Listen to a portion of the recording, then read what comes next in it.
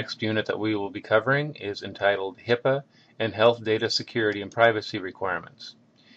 The unit objectives for this particular unit are to describe how HIPAA relates to the health information exchange, both electronic and non-electronic, to identify the steps for compliance with the HIPAA privacy rule, identify the steps for compliance with the HIPAA security rule, and to review a compliance framework, or what do I need to build in order to comply with the HIPAA security rule and the privacy rule.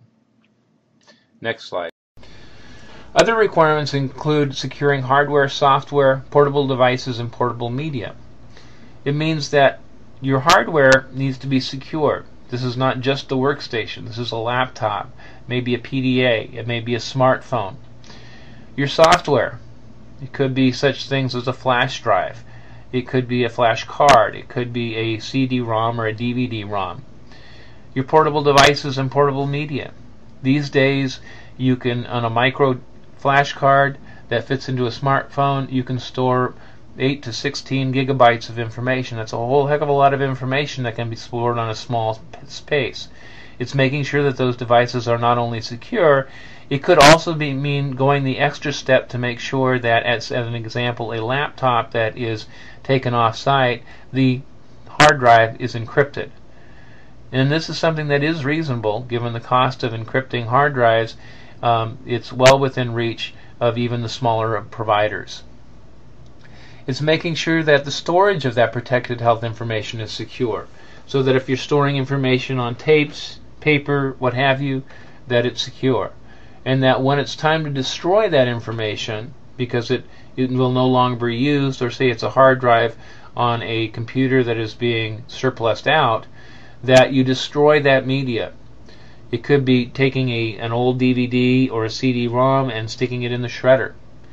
It could be degaussing a hard drive, which is using a specially made magnet that's used to go across a hard drive and wipe out the data that's on that hard drive. It's good to remember that just by clicking delete does not mean that that data is gone. All that does is removes an electronic marker that indicates the data was there. The data is only erased in that particular case when something is written over the top of it, and that is generally done on a random basis. It's not like there's a logical sequence where if you delete something, that then something is immediately written over that.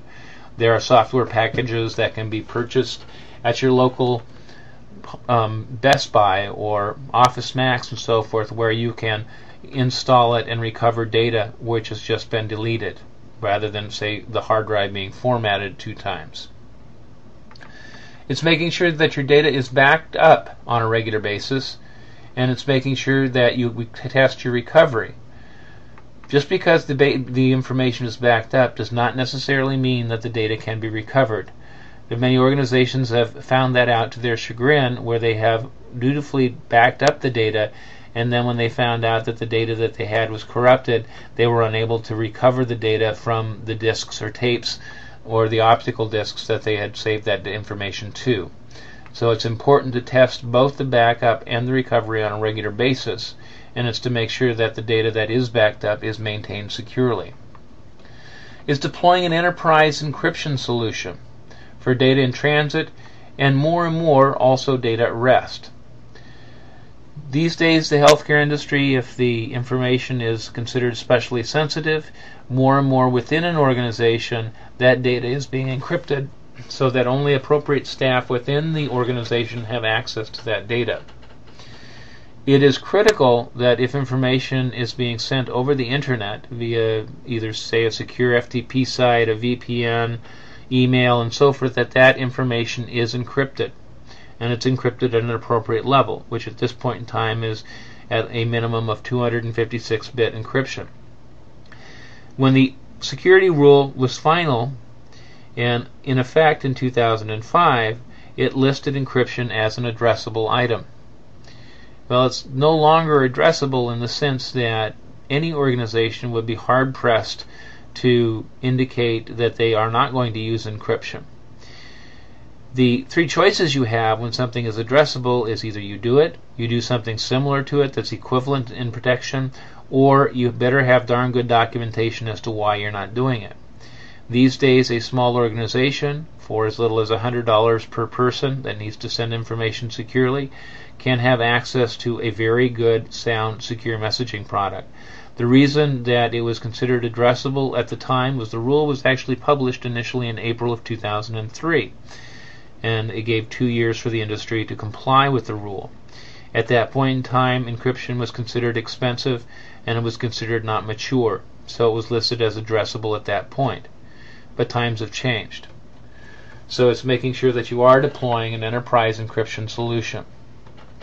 It's also integrating and aligning your business processes with enterprise security. It's that balancing act again. You want to make sure that you're able to conduct business, that you're able to take care of payments, patients, pay claims, and so forth, but you also have appropriate security controls in place to make sure that somebody who should not have access can't get access to the patient's information or the health plan member's information, or they can't hack into your system, and so forth. Next slide.